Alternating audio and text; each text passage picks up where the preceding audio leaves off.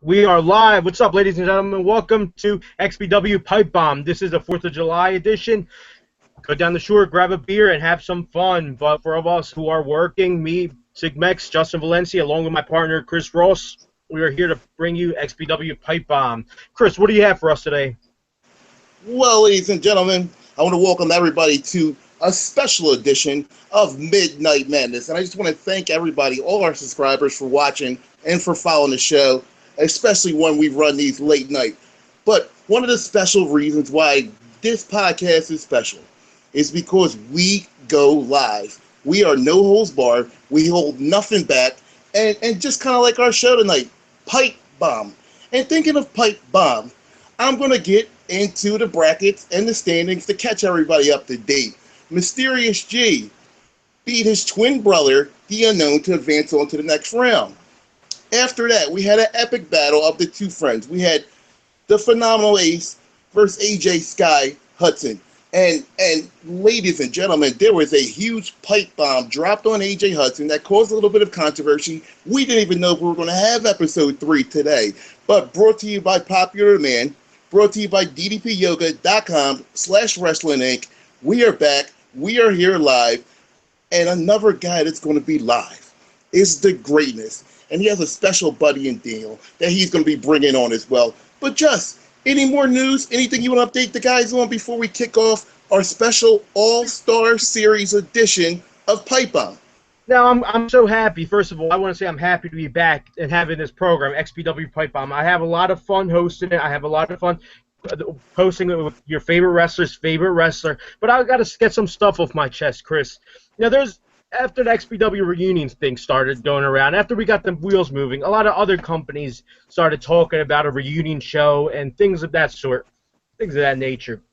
And there's one company I wrestled for. They're I'm not even gonna plug their name in or anything like that, but they're down in the Lehigh Valley, and you heard of them, Chris. I showed you their DVDs. I showed you their product. Their product isn't good, but the wrestlers aren't bad. It's not the wrestlers' fault. It's the way the company is run. And I wanted to talk to you, of all people, because you're the booker and you are the man in charge. What do you think about promoters that put themselves over with the belt, Chris? Whoa, buddy. This is what I think of that. And I'm going to start off by saying this, ladies and gentlemen. Being a previous future world champion of a company, okay, I'm going to signify on what the world championship belt actually does for you. It's just a piece of material. It's just to bump a character. It is used as a prop. It is not, and ladies and gentlemen, when I say this, I mean this in all good intentions, guys. It is to get a person over that's not over. So the booker booking himself as world champion means, one, he doesn't have confidence in his guys, and two, he's trying to put himself over, and I think that's wrong. What's your take on it? I mean, I think that's horrible. As you know, and I got to give you props. You've been the booker for a while now, and you never once put yourself in the world title picture. And I respect that a lot. And again, a lot of people have egos. A lot of these backyarder guys have egos, and they put themselves in the main event picture. But the thing is, you're right about that. It's not a belt that makes a wrestler. It's a wrestler that makes the belt. Exactly. And here's the thing, guys, because there's always two sides to the quarter. There's always two sides to the penny. There's always two sides to the dime. So in this case, there's always two sides to the story, all right? And what I mean by that is, for anybody that's younger that wants to get into the business, there's two things that you want to accomplish, okay? One is you want to be the world heavyweight champion. And two, you want to main event the biggest show of the year. You want to main event the Super Bowl, the WrestleMania, the World Series. You want to be the MVP. You want to be the guy. So, thinking of that aspect on this part, did the guy earn it? Did the booker earn it? Was he the most over guy, or is this just a guy that put himself in that predicament because he had power? And I'm glad you brought that up, Chris. I'm glad you brought that up. I showed you, being the booker of XBW in 2007, I wanted to bring a couple of these guys over. And I'm going to say the Fed's name just because purposes that you could validate. The company's name was CWF. I showed you the videos. Now, who, in your opinion, was the poster boy of CWF? Oof. Well, the only name that I really heard of, the only name that actually stuck a bell, the only name that I can remember, Joe Cool. Joe Cool. Everyone always brings up Joe Cool. When they relate CWF to any name, it's Joe Cool. So I mean that's the one thing I brought up, and the owner was like the guy's not over or whatever. And again he said he dissed us by saying XBW tracks hardcore fans. But the thing about that is, Chris, when I went over to their company, they put the world title on me. Have you seen Sick Mex in anything other than hardcore matches? I have not, and that's what you're known for. That's what makes you unique. That's what makes you special. Now, for them just to put the world championship on you, what does that say about their company? Was it like WWE signing Brock Lesnar? Was it like the NBA signing LeBron James to the Lakers? Was it like, you know what I mean? What is that the situation that this was? Or did they just not have faith in their guys? Or two, did they just want to make their company bigger because you are a huge name, especially in the East Coast region, and you're a hardcore icon across the world? So did they do that just to boost ratings for their company? I mean, I'd like to think so, but I mean, if they're not trying to attract hardcore fans, don't put the belt on Sig Mex. It's plain and simple. You know what I mean? Right. But And I wholeheartedly agree with you. And I'm going to drop a pipe bomb because this is pipe bomb. Just, you were the highest guy paid on their roster from what I heard. As a total shoot, I heard that you might have been the only guy paid on the whole roster. And as a total pipe bomb, were you the highest guy paid? And were you probably the only guy paid on the roster? yes, that's true. I completely forget how it came about, but yeah, I mean, it was a far drive. I was like 17, 18 at the time. I had no income. I didn't have money to get down there. But yeah, I mean, I made a good earning. And then road trips used to be fun on the road. We used to drink locos on the way, remember? And we used to travel and we get paid for it. And it's fucking cool. It was the thing to do. It was decent. But the main thing that we did was we entertained the fans. Like I'm gonna pipe bomb you on this one, LCW. All right. When we shot out to LCW, just the fans, and I've never seen this anywhere. The fans, and please explain this moment and our time there.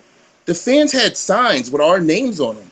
Like I've never been to a live match and see a fan have a Chris Conant sign up.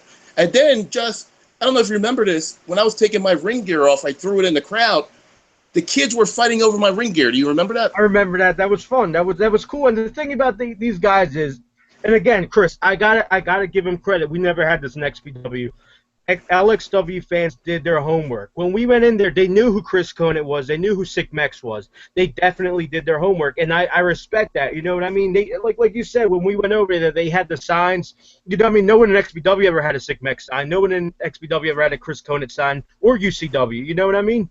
So I respect that. That was something for me. That made me feel special. That made me feel appreciated, and made me go all out. You know what I mean? I had some really good matches at LXW. I agree. And thinking of all these companies, you pretty much named most of the legit companies that we work for and most of the companies that everybody knows. I'm going to start the pipe bomb off with one of my first questions of the night. All right. Pipe bomb question one for you, Joss. Out of all these companies, UCW, XBW, any season, LXW, LCW, all of them, who was the worst backyard that you ever seen? Ooh. It's a good question. That's a very good question. A very good pipe bomb that you put me on the spot with that. To answer that, and again, this is the hardest person I've worked with. This is possibly the guy that I was like, oh man, he's in the card. You know what I mean? It's going to be a rough day. And again, you're very familiar with this person. I'm going to have to go with Tiger. What was his name in WWW? Mike Roker. Roker, really? Now, why was he the worst? He was just. I'm going to explain it before you go on. This is how the card was set up, WWW.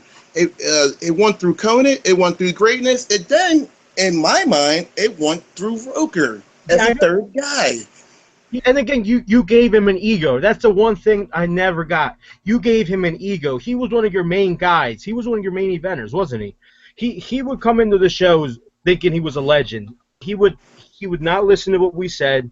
He would, if you stiffed him a little bit, he would go straight up. He would punch you right in the face. I think he punched Kid Monster a couple times, and he would diss on everyone. I mean, no one liked him in the back. The only one that liked him was a guy whose house we used to wrestle at. But yeah, hands down, he's by far like the worst person I ever worked with. Well. Yeah, and like I said, I'm going to get heat for this one. All right, I'm going to get total heat, but I want to take total responsibility. Okay. When we say worst, do we mean by all around character? Do we mean wrestling? What do we mean before I answer this? Because I got several names in my mind. Well, I want to go back to my guy. All over character. He changed his name from the Evil Ninja to Tiger. He would always come out with different musics. He would have a different finisher. It was just horrible working with him. You know what I mean? It was just when you seen him in the back, it was like, oh man, it's gonna be a long day. But overall, yeah, he was by far the worst. I mean, overall, he's a nice guy. He comes in my store. He says hi to me. I like him, but he's a hard guy to work with. Yeah, Well, but here's the thing, Roker didn't his credibility. I can see why you say he's one of the worst because he's not really a promo guy. He was really stiff to work with. He really didn't listen. He kind of had an ego. I could see why that's legitimately one of the worst guys ever. I agree with that. That being said, the worst guy probably ever to ever be set foot in the ring is probably one of the most over guys, in my opinion, and that's Udds. Do you agree with that? Odds, you would have to go with Odds. Overall, from what I've seen, he looks like he's an easy guy to work with. He gets over. And, I mean, I don't know if I agree with you 100% with that, but explain. I want to hear your explanation. You got my attention. Well, here's where I'm going at from it. As a booker, okay, we run a live show. I can't put Udds on a card ever. I can have him set the ring up. I can have him get the water for the guys, but I can't have Udds go out there and do a match. I can't even have Udds go out there and do a squash match. He is the worst ever. And it's not because of Udds himself. It's not because his wrestling ability. It's because of his actual ability. Udds wasn't born with the tools and the knowledge of a normal human being. That being said, some people are born slower than others. I don't want to offend anybody. It's just life. It is what it is.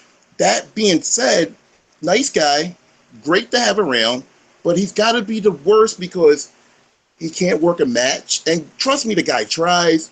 He can't cut a promo, and he's just not all there. That's why I say on a scale of 1 to 10, he's probably a 1, but he's a guy that you could just utilize in a funny way to help the company get more over, go in a comedy direction. That being said, though, I think he was the worst. Now, if I got to drop a pipe bomb on you right now, and it's a serious question. As you know, XBW in 2009, we were running head-to-head with UCW. And being said what you just said, why would you put him in the first match televised for UCW? I wasn't the booker. The booker wanted a quick squash match to get the people into it. Now, mind you, the way in the direction the company was going, TV-wise, booking-wise, title-wise, I was there for the ride at this point. And I wanted to work at this time. But I didn't like the decision of that. I thought it didn't make sense. And plus, if we're going head-to-head with this other company, how do you want to win? I mean, when it's all said and done, we wound up winning because of long-term jeopardy and then the high-profile names and money and location, and that's how we wound up winning. We didn't win because the storylines was necessarily better by any means. We didn't win because the booking was better. We just won because of who we had and who we knew. Long story short. But I don't agree with that, and I do think that was one of probably the worst match on the card that night. Yeah, because it really shocked us. You know what I mean? We were expecting to see you guys put on like a phenomenal match, and the first match you guys throw at us was Udds and Big Heat, I believe it was. Yes, it was. Now, question for you, because these are two totally different guys, and I want you to carry this for 2 minutes while I take a restroom break real quick. But let the people know, and I'm going to follow with you. I'll be back in about 1 minute. Who was the best all-around talent? And you can take your time. Tell me why. I'm 30 seconds away. I'll be right back. But let everybody else know and tune me back in. My best guy, my best talent, the best guy I worked with was him. All-around talent. Whether you work with him, didn't work with him, this company, this ever, this season, who was the best? The best all-around. Best all-around guy has to be Mysterious G. And here's why. Mysterious G could work any kind of match. You know what I mean? Anything you throw us in, you could put us in. I've worked with him in opening matches. I worked with him in mid-card matches. I worked with him in main event matches. We worked for XBW. We did a match in SRWC, tore the house down. In my opinion, was the match of the match of the night, excuse me. But Mysterious G is definitely the guy to work with. Hands down, top-notch talent. Respect the hell out of him for what he does in the ring. And the guy can get over, you know what I mean? The guy could cut a slick promo. The guy could wrestle. He could wrestle with them all. He had some great matches with Stan the Man Styles. He had some great matches with you, Chris Conant. He had some great matches with Unknown. The guy is world title material. That's why we put the belt on him so many times. Mysterious G. I can still think of him now doing the G-Ton off the ladder, screaming XBW. Good times. Just, I heard that answer, just, and I gotta agree with you to a fault. Okay, Mysterious G, heck of a talent, hell of a talent, great guy to work with, great guy outside of the ring. Okay, poster boy of the company, the John Cena, the man. A heck of a guy, can do everything, versatile. He's like a Hardy, Van Dam type guy. Shawn Michaels, that type of guy. Poster boy. Definitely the man, could cut a promo.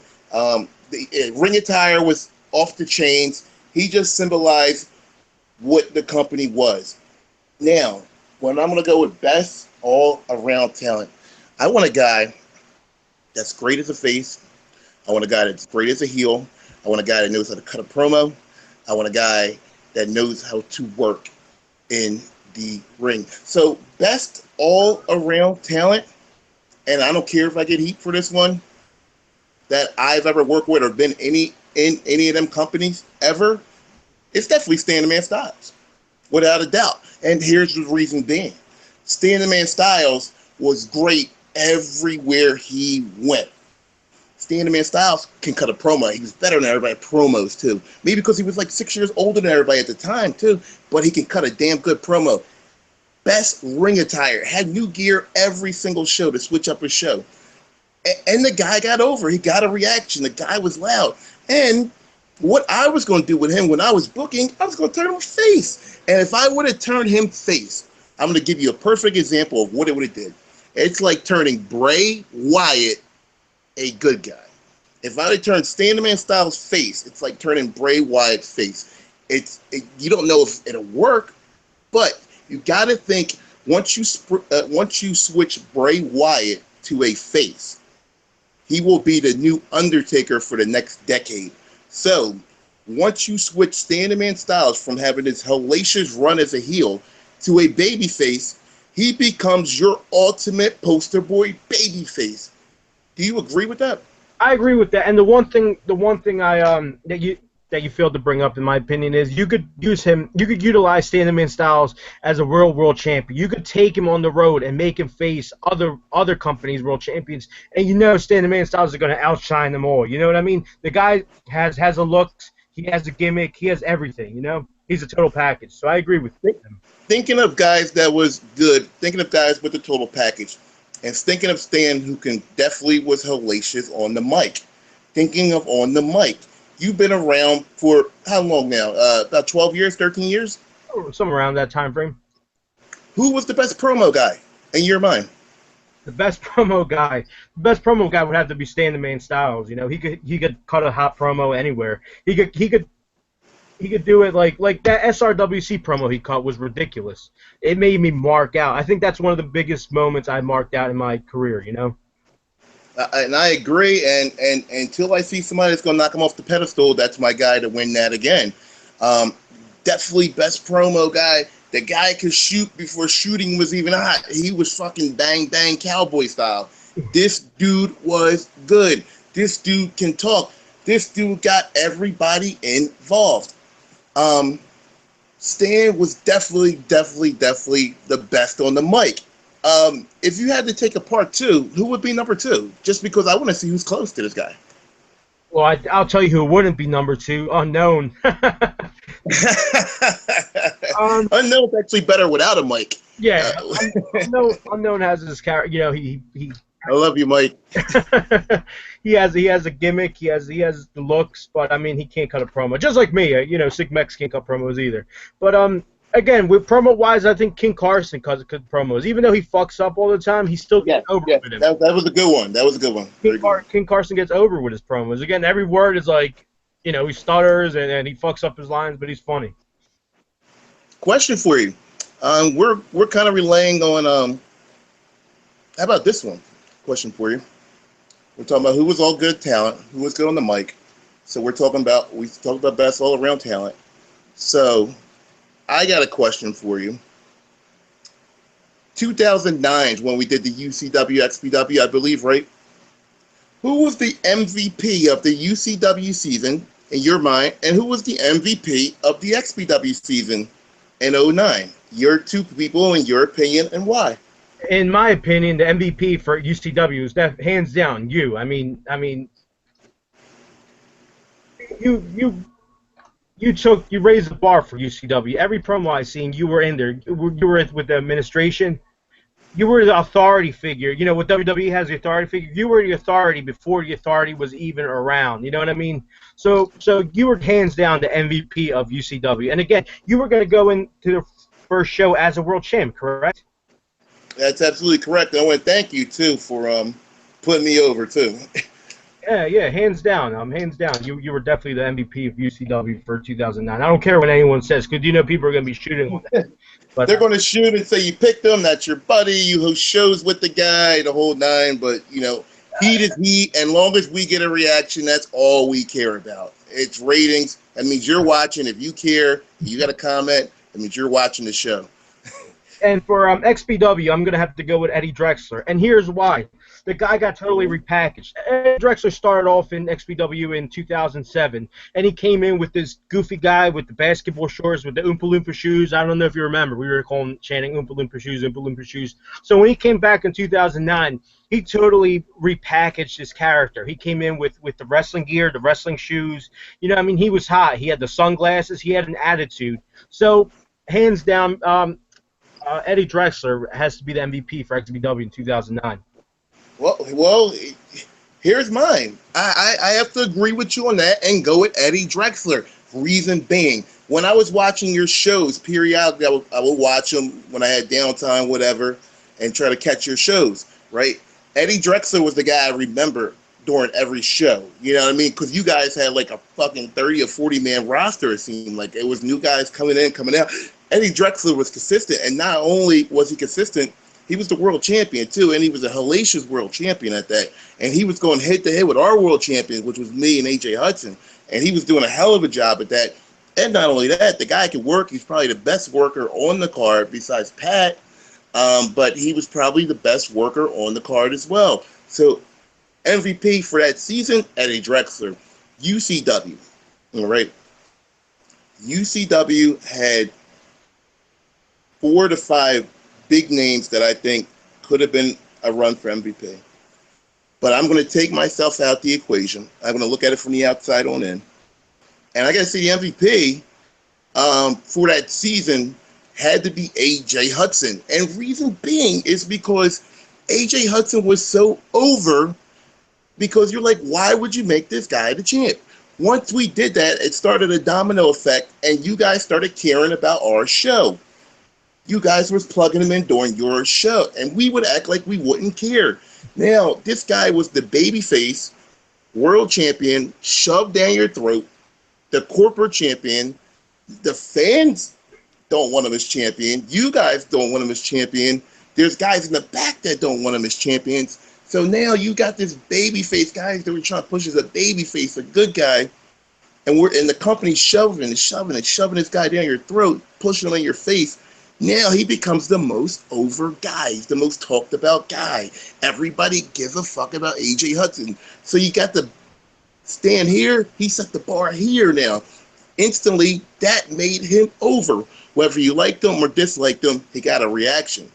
Roman Reigns gets a reaction. John Cena gets a reaction. That's why he was the MVP. And it's crazy. Do you agree with that? I agree with you 100%. And it's crazy, again, this guy in XBW, he never won a major title. He never even got close to winning the Iron Man title. And you know what I mean? He leaves XBW, and out of nowhere, he's like the main eventer at UCW. He wins the world title, and it's like, wow. You know what I mean? I had to question myself, honestly. Was I misusing him? You know what I mean? Were we misusing him? W. You know what I mean? How is this guy, Sky, like no one? He wasn't even like the top 5 guy, one of the top 5 guys in XPW, and that I know he's your world champion. Thinking of misusing guys, UCW started gaining a lot of talent as the season grew on. One of the talents we grabbed was Pat Perfection. I thought it was the best free agent signing pickup that the company did because we used him as Sea Dog. Everybody loved Sea Dog. Pat went on to the Indies. It made Pat a star. But thinking of stars, your main star was Eddie Drexler, and I believe Pat too, but just elaborate on for a minute. Elaborate on for 1 minute. I'm going to grab an ice cold beer. Elaborate on who were these guys? What was their gimmicks? What were they? Who were they? Tell the people who they were. Like, I don't know. You say Eddie Drexler, but who is he? Was he a face? Was he a heel? Pat, was he a face? Was he a heel? Who is he? And what's your take on these two guys and their talent? And why wasn't Pat a world champion? Because if I was running the book, Pat would have been my babyface world champion in 2009. Well, first, we're going to focus on Pat Perfection. Pat Perfection came to the company as a tag team with Ozzy, and he mainly focused on winning the tag titles. That was his main focus. That was his main goal. He only wanted to be the tag team champions. It got brought up a couple times. You know, I brought up to Ozzy. Why don't you give Pat the world title run? But he's like, oh no. Pat's with me. Pat's with the Kings of Gaza used to be called, and that's how it went. You know. They were both great wrestlers. They were both world champion. They both had caliber to be world champion. But that's what they focused on. That's what they liked. So I mean, if it works, it works. You know. But Jeff, question for you, Just. What was their gimmicks? What was their gimmicks? Well, Ozzy. Who? As far as Ozzy? No, as far as Pat and Eddie Drexler, what was their gimmicks though? I don't know who these guys are. Like you say sick Mexican, he's the hardcore luchador from Mexico. That's a gimmick. You say Standing Man Styles, he's a porn star.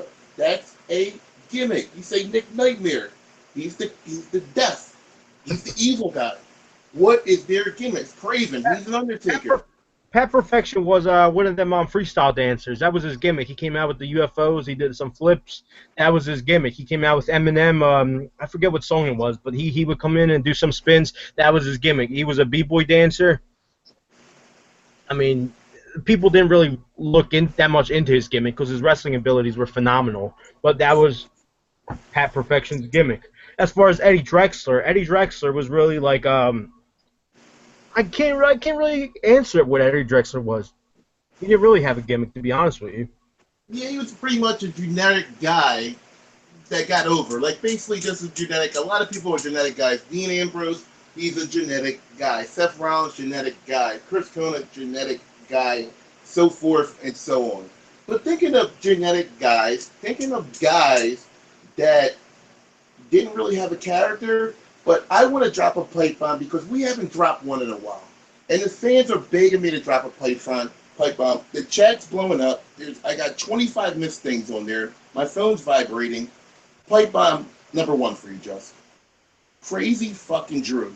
What's your take on this guy and how was it to work with that guy? I mean, I get that question asked a lot, you know what I mean? Crazy Drew. And again, a lot of people consider that to be one of my best matches. Overall, Crazy Drew's a cool guy. He's a really nice guy. He's one of the nicest people I met in XBW.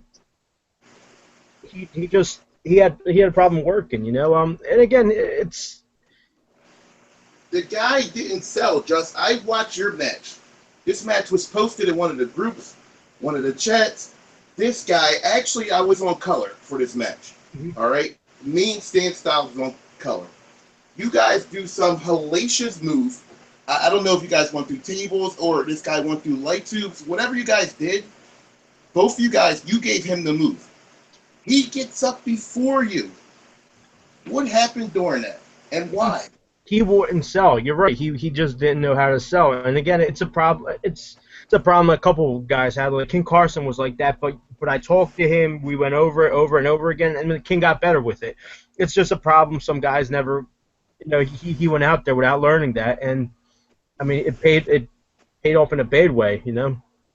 As a total pipe bomb, how did you meet them? Because them four guys, and as a shoot, and the people probably want to know this, just how did the four of them just come to the show and debut? It was Drew, Chris Carnage, Jason Cage, and one other guy. How did they come to the show? How did you meet them guys? And what was the sole purpose of them coming in? It's a funny story actually. There was this one girl, this one fan that used to come to the shows. Her name was Holly. I don't know if you remember her or not. You remember Holly? Yeah, a little bit of her. Well, She was friends with one of them? well, no. Her brother, Holly's brother, was in the army, was in the reserves, and he was married to this one girl named Tabby. And Tabby, Wait a minute, what about Tabby? yeah, she was married to Holly's brother, and Who was? Tabby, Mysterious G's. She was, She was married before? yeah, she was married to Holly's brother, and then As a total pipe bomb, I didn't know that.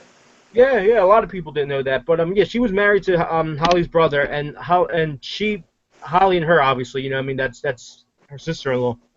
Holly would show her the videos, and Tabby was like, "Oh, I know some guys that do backyard wrestling." Goes Crazy Drew and his friends, Crazy Drew, Jason Cage, the dude Chaos, and the other dude Sean. They all had another backyard wrestling company in like the Roxborough area. So they got in contact with me, and I was like, you know, come down, do your stuff. They put on a match. They put on a death match before. Like I don't know if you remember, or not. I wasn't there for it, but it wasn't that good. And again, it's not that they didn't do some crazy stuff. They just didn't know how to sell. They couldn't get the crowd into it, honestly. They had balls, is what they had. And I think two or three of them guys we could have made big. Jason Cage is the guy that made it the biggest out of all of them. He became the manager, he became the general manager, and he became a worker. If it wasn't for a back injury, and as a total shoot, because I don't know if we're going to be able to get Cage on or not. I'm just being honest with everybody. I don't want to lose my subscribers. As a total shoot, just Jason Cage, is he retired right now because of AJ Hudson? And what happened with that incident? From what he told me, AJ did his Skies Falling, and he legitimately hurt Jason Cage. I mean, the Skies Falling is a vicious move. It's basically the Yokozuna bonsai drop. Right, like that. Right. That's like 300 pounds caving in your chest. You know what I mean? So, And if that move isn't done correctly, you can actually have a heart attack. no, that's a legit shoot right there. That's true. So And as a total shoot, Just, you were with Cage at one of the pay-per-views recently. Is there anything that Cage said about the AJ Hudson situation? Or is there anything Cage said about a possible return or anything like that? Or is Cage done? Will he come back? What's the verdict with that? the thing is, with Jason Cage? Jason Cage, from his point of view, everything was fine with Jason Cage and Sky. If you remember, after the whole incident, RWS started, and Sky wrestled for RWS, which Jason Cage was the owner of, and everything was fine. But apparently, Sky one day flipped on him and just started drama over Facebook over nothing. You know what I mean? So Jason Cage just doesn't want no drama, and I respect him. You know, he's a good guy. I respect him for a lot of different things he has done. I totally agree. I totally agree with that. And thinking of pipe bombs, thinking of things of this nature, just I don't want to get off topic. I want to go down the format. But there's one thing that I really, really, really, really want to touch on, Just. I really, really want to touch on it really bad, Just. One of the most controversial guys, I think, ever to ever step foot in backyard history. Stan the Man Styles. He's wrestling the top guys in the independents right now. He's wrestling NWO's Buff Bagwell. Buff the Stuff Bagwell. He main evented Monday Night Raw. Buff Bagwell wrestled Booker T on Monday Night Raw. Stan just had a hellacious match with him. It was great. I watched it. Stan has a girl as a valet now, and he has another guy that works with him too, kind of like Conan worked with him. Will we ever see this guy back? I doubt it. Why would he come back? You know what I mean? I have no heat with Stan. I like Stan. Stan's a friend of mine, but I don't think he would ever come back. If the opportunity was there, we booked an indoor place. Stan's available on that date. Would you pick the phone up and call him? Of course, 100%. Again, me and Stan are cool now. We talk from time to time. There's nothing, you know what I mean? Everything's just water under the bridge now, you know? We're all adults now. I mean, he was an adult back then, but we're all adults now, you know what I mean? We have to loosen up. Now, question for you. Is there any, from what your knowledge is there any real-life animosity with him and any of the workers that's going to be working with our company? Oof. Is there anybody like he wouldn't work with or says, this guy has heat in other companies, I don't want to work with him, or this guy is banned from company? Is there anybody like that, or Stan's pretty much just... Well, he brought up Sky, but that's a story for another day, you know? Right. Naturally. Well, a lot of people do because he's a controversial guy, and I think controversial gets over. That's why I don't mind having AJ Hudson on board. Welcome aboard, buddy. I don't mind having him on board. But Stan the Man Styles, would he benefit the company by coming back, or would he be a cancer? I think he would be a cancer. I mean, I don't know. I mean, he's in the business now. He has to learn, and there's some rules you have to apply while being in the business. So maybe he doesn't have that ego anymore. Again, I don't know. I'm not in the backstage locker rooms these days. But, I mean, he might have changed, you know? You never know. I wouldn't bet my money on it, but he might have. Yeah. Question for you. And thinking of a guy I can bet my money on, because this guy has money in the bank. And this guy is going to be on our show next week. It was confirmed today. Greatness will be on this show next week. You ever see Greatness being world champion? Of course. Greatness has the looks. You know, he saved XBW at one point. Again, everyone always brings up the BCW story with Kid Monster, and everyone left XBW, and that's a true story. Everyone left Extreme Backyard Wrestling in 2003, I think it was, or 2004, and we were left with no people. It was only like me, Nero, Kid Wonder, and then the person who saved it, your main event star, Sarge, the great vaulted greatness. He came in, and everyone, the ratings went up. The ratings shot up once he came in. He came in unexpectedly. No one knew he was coming in. Out of nowhere, his song hits. He comes out and he hits me with a stunner. The crowd went crazy. Yeah. The true story. And yeah, that stunner was so over. I'm gonna tell you how over the stunner was. Right, we were back in high school now. He would stunner people in the hallway. Right? And this is a shoot. He would do it unexpectedly, catch you, bang you with that stunner, and literally, like, you know, when the bells are ringing and you're switching classes, literally like 100 people are saying, holy shit, like going nuts for the dude. And they would want him to stun somebody else, and he would say, as a total shoot, I'm going to stun him at their sixth period. And like 50, 60 people as a total shoot would go watch it and catch him. Boom, he would catch somebody with the stunner, and it would get over. This guy was one of the most unique guys, I think, ever to step foot in the ring. He's one of the most unique guys on the promo. And this guy, I think he can go pound for pound with Stan Styles on the microphone, because he's got some words, and he's got some words that's going to be used next week that I don't want to get into. Daniel kind of gave me a brief rundown on it, but it's a show that you want to stay tuned into. And not only do you want to stay tuned into that, but you want to stay tuned into ddpyoga.com/wrestling. Brought to you by the likes of John Cena, Sami Zayn, Cesaro, Joey Morte now using it. And ladies and gentlemen, it is July 1st. You can get a 3. DDP is is running a free 3-month subscription on the Max Pack.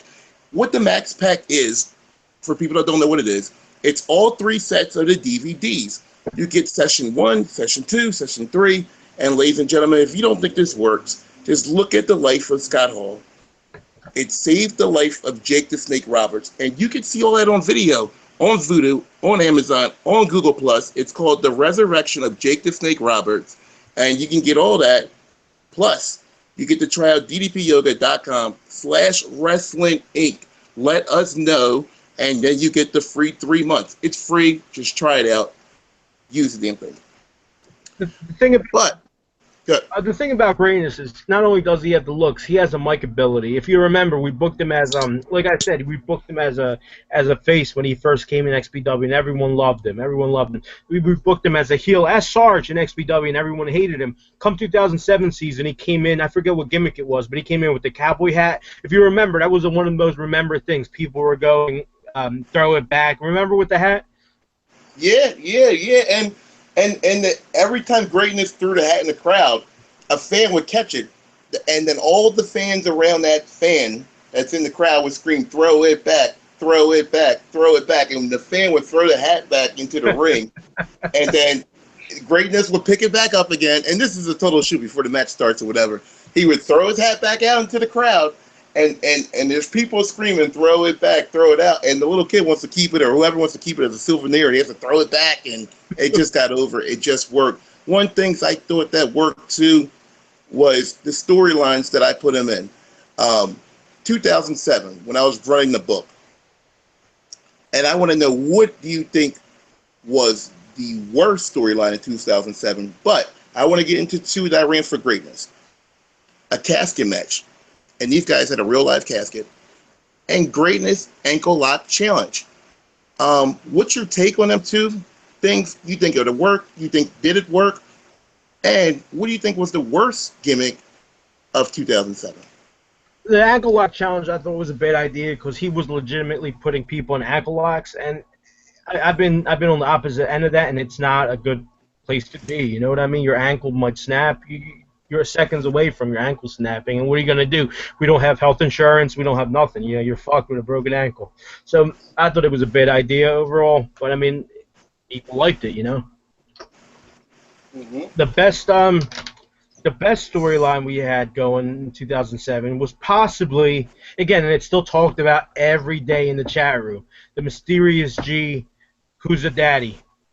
Mm-hmm. And again, I think someone brought up a great ending to that story. And I think it was Sky again. It might have been Sky. He said, why not have King Carson be the baby daddy? And you know why it's funny. I'm not going to go into it. But everyone watching knows why you... There's a line that you have to draw between real and fake. This is the line that you draw that's gray. Do you want to touch that gray area or not? That's where that comes into play at. Me being a booker, I don't want the bloods on my hands. I would not touch that gimmick unless I got permission from all parties. Understand? That being said, the ankle lock challenge was used as a promo. Just instead of me running a in-ring promo or behind-the-scenes promo, what the ankle lock challenge was just a promo use. I used it as a promo to just evolve the company and to show different aspects. Because everybody's company is running match, promo, match, promo, match, promo. So now when you utilize our show, it makes our show different. You have match, promo, ankle lock challenge, backstage segment, match, promo, backstage segment, ankle lock challenge. It's something different. You know what I mean? So instead of having match, promo, now you have match, promo, ankle lock challenge, which is something different than match, promo, main event. It just makes our show different. It keeps the eyes and the viewers intact and in tune. And plus, say you don't have nothing for a worker to do during that show. You plug them in during the ankle lock challenge and have him do his stint with Greatness. You know what I mean? It gets both parties over, and you could utilize more people that way. if everybody's, because there's only one belt, it's only one world title, and you have 20 guys on the card. But if you utilize everybody and make them feel like their part's the most important, it just helps out the company, evolves the company, and we're different. I agree 100%. But I'm going to hit on best and worst. Best, I think, is the creation of DV1. DV1 elevated the company. DV1 made the company different. DV1 brought the fans, made everybody want to see a DV1 match. I thought that was the best. And the worst was, I thought just Craven kind of doing the same thing every week with his Undertaker type gimmick. It gets bored.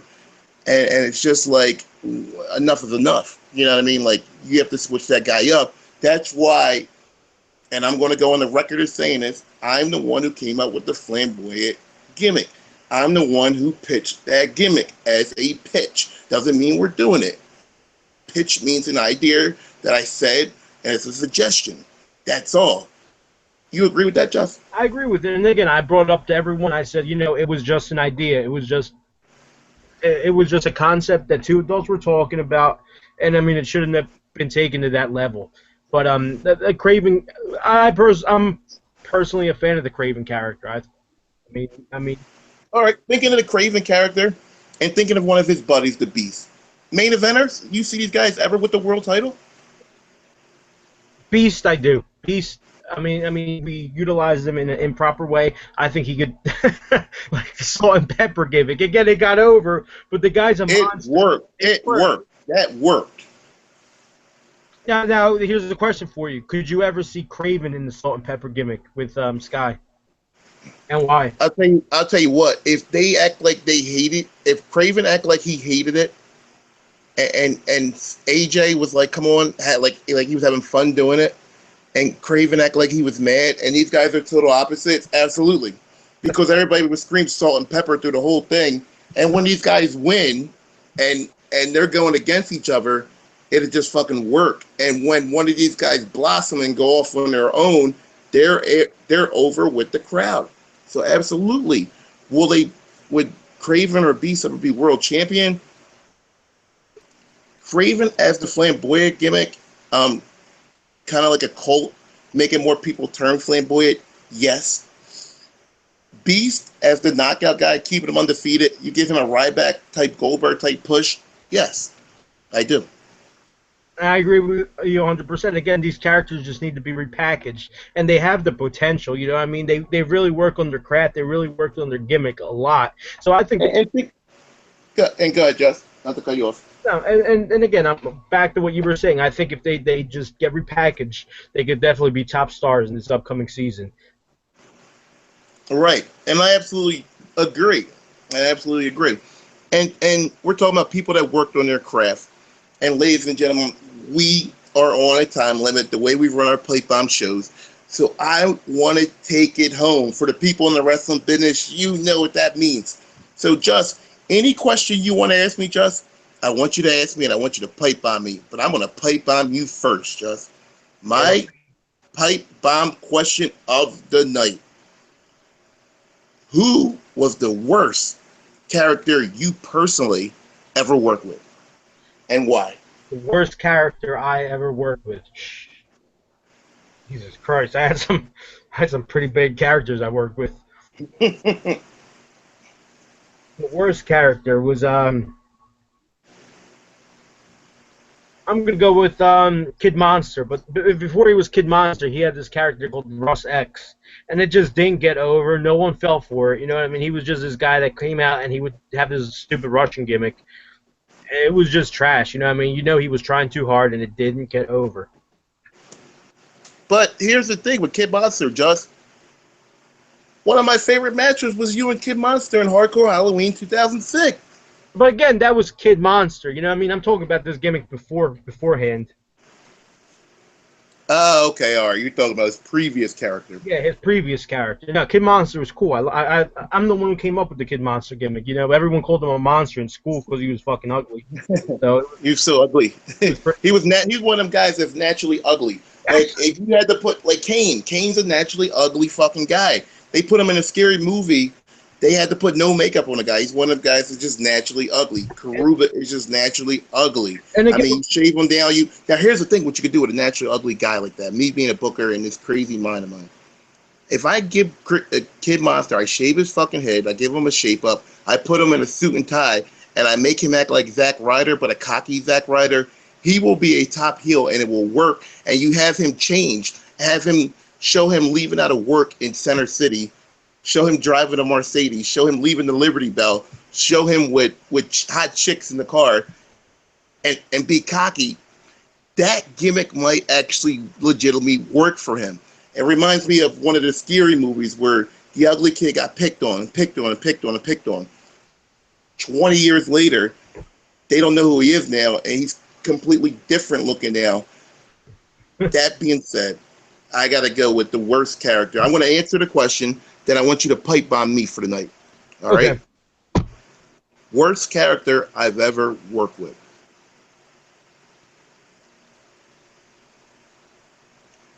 I gotta say, the worst character I've ever worked with, and I'm probably going to get heat by people like Hazard and Antonio, but the worst character I've ever personally worked with was the Craven. And let me just tell you a quick story. We were in a battle royal, okay? Final three: Sniper, Conant, Greatness. We're at the final four with Craven. And mind you, there's 5 minutes left on the time limit of this match. This match went on for 20 minutes.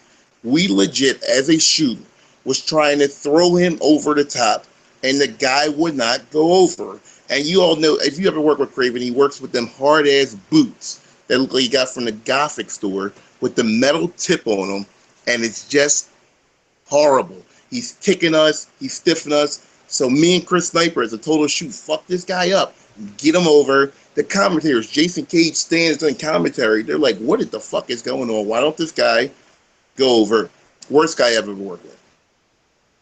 that is ridiculous. That's crazy. And I remember that. And everyone was like shocked when that happened. Everyone was just looking. And I remember the commentator was like saying, Craven, go over. Or, you know what I mean? They were hinting, you need to go over. But he just wasn't going over. And I remember that. It's crazy. I remember you and Sniper took matters in your own hands and took the guy out, which was cool. Yeah. You know, it was an awesome moment. Total shoot, and yeah, that's what happened. Then we quickly went to the ending, just let everybody know what happened. We finally got Craven over. Greatness is still selling for like 25 minutes now. He was only supposed to sell for 5 minutes, but he had to lay down for fucking 25 minutes now. Okay, he's in it. He's under the ropes. He went under the ropes. Nobody knows this. He went under the ropes and he laid at the corner. That was the spot that I had planned, and he was going to come in at the end and throw me over. So now 25 minutes he's out there selling this shit. So that's even worse. Me and Sniper look like we're the final two. All right. I throw Sniper over and I go, listen, you know, we're just friends. You know, we're just friends. It wasn't like that. Put my hand up as the winner. When I turned around, boom, hit with the stunner. I pop back up. Greatness throws me over. Greatness does all this. He's your new Money in the Bank winner. And if it would have just rolled on like it was supposed to roll on, that Battle Royal would have been probably one of my favorite matches. Good. Did you agree, as a total pipe bomb, and you know, going off format, going off whatever, at the time, did you agree with the Greatness going over for the Money in the Bank? And if you could have switched it, who would you put Money in the Bank on right now? No, I agree with it 100%. I agree with it back then. I agree with it now. Greatness is, you know, I mean, he's an awesome talent. He's been in the company since day one. Well, not day one, but he's been in the early ages. You know, he's been backyarding before we even started XBW, and he was over back then. He was over now. He never lost it. So I agree with it 100%. I can't think of someone. I can't think of anyone that would be better off with it. You know. Greatness is someone you go work with the Money in the Bank. You know what I mean? You could put him in a gimmick where he doesn't want to lose the Money in the Bank, and you know he does some stupid gimmick and it's going to get over because it's Greatness. You know, he's just that kind of character. Absolutely, absolutely. And I got big plans for that. And I don't want to let out any cat out of the bag. And I got big plans for a couple storylines that I'm going to be running for this next couple seasons. Just to keep, we're live right now. Any update with the ring situation? Oh, yeah, before we get into the ring situation, I got one pipe bomb for you. So we opened up the show with politics, how people like to put themselves in the main event because of politics. So my pipe bomb for you is there, in the companies that you brought up, was there one person, in all three companies or all four companies that we brought up, was there one person that got there because of politics, because they were friends, and that you think that shouldn't have been in the position they were in?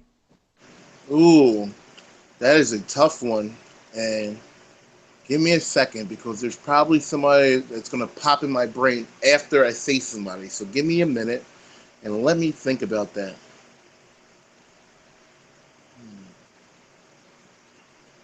Uh,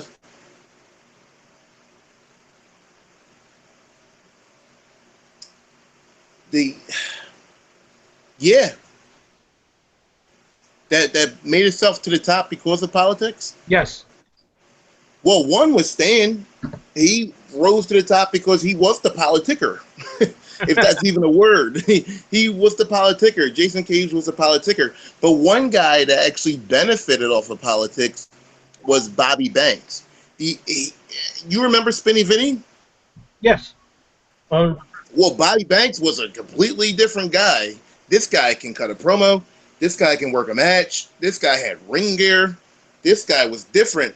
But if it wasn't for politics, Bobby Banks would have never, ever been Bobby Banks. So that's what I can say. But somebody that rose to the top because of politics. Let me think here. There's a guy that's going to come to my head after this. I already know it. There's definitely somebody. And I'm trying to think of who it is. And right now, you that's a good question. But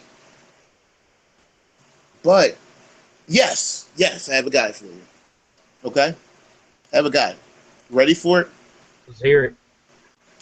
Chris Sniper. Perfect. And the reason why I shut up, I wanted everybody just to think about that. He was going to be world champion in 2007, 2006. Why was he going to be world champion? Why? Because he was friends with the world champion. We just hand out world titles like they're just here you go, you can have the belt.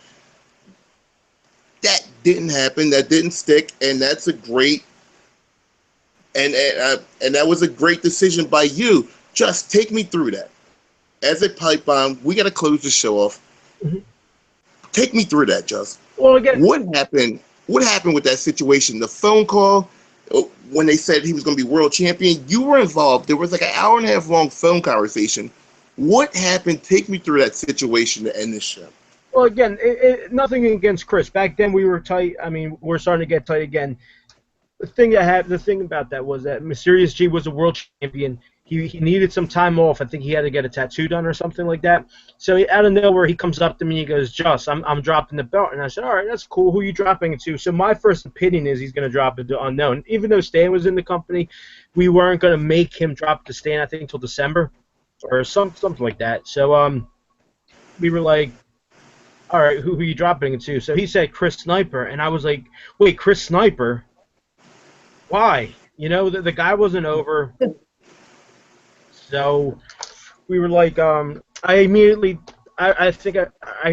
called Stan up, and I was like, he wants to drop it to Chris Sniper. What's your opinion? Because I was the only one against it at first. You know what I mean? I'll be honest, I was against it. As soon as he told me, I was like, we can't give it to Chris Sniper. I told Stan. Stan automatically flipped out, dude. He was like, "What are you talking about?" It was just like the word. He was like, "These kids don't know what the fuck you're talking about," So that's how it happened. That's how that conversation happened.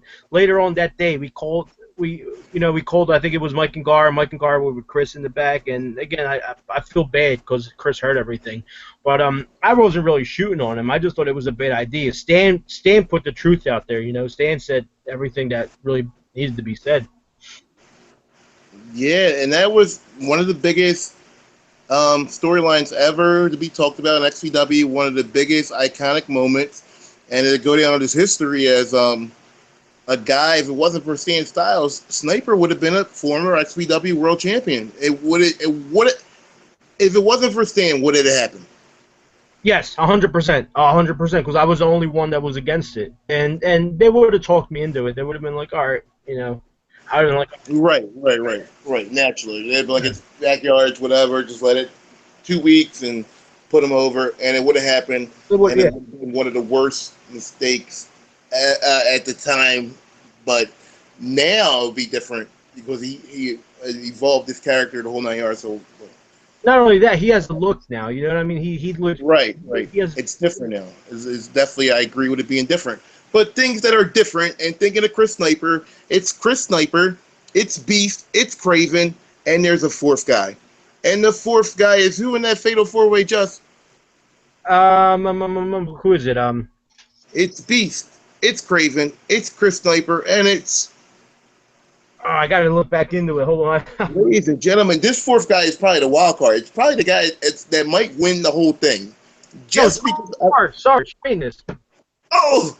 Like I said, it's probably the guy that's going to win the whole thing. And thinking of greatness, next week, guys, and we are going to plug this in, greatness, unscripted, unwritten, tell it all, live.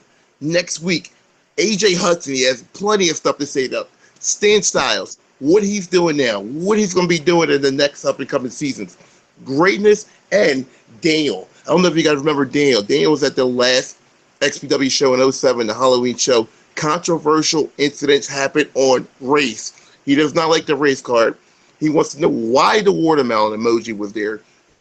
And he's going to get into a lot of heated battles. He personally asked me, can I call AJ during the podcast? I said, I got to talk to AJ. I'm going to put in the chat, AJ, they want to call you during this live podcast. Will you answer? Will you not? If not, listen, respond, leave a message, leave a text, leave a chat. Guys, leave a like sign, guys. Leave a dislike sign. I'm your favorite wrestler's favorite wrestler. I'm Chris Conant. We will be back to you soon with two special guests. Greatness. Daniel. It is unscripted. It is unwritten. It is a shoot. It is a fight. It is a battle. Just the sick Mexican, the hardcore icon, the hardcore legend. I'm signing out of here. I'm peacing out. Thank you for tuning in to Pipe Bomb. Let the ladies and let the gentlemen know if you got any last words for them. Well, thank you, Chris Conant, for letting me close the show off. Ladies and gentlemen, if you like the show, tell us what you like, tell us what you didn't like. Once again, comment on us. Give us some ideas what you want to see. And have a great 4th of July. Go down the shore, grab a beer, get fucked up. Thanks again for tuning in to this late night edition of Pipe Bomb.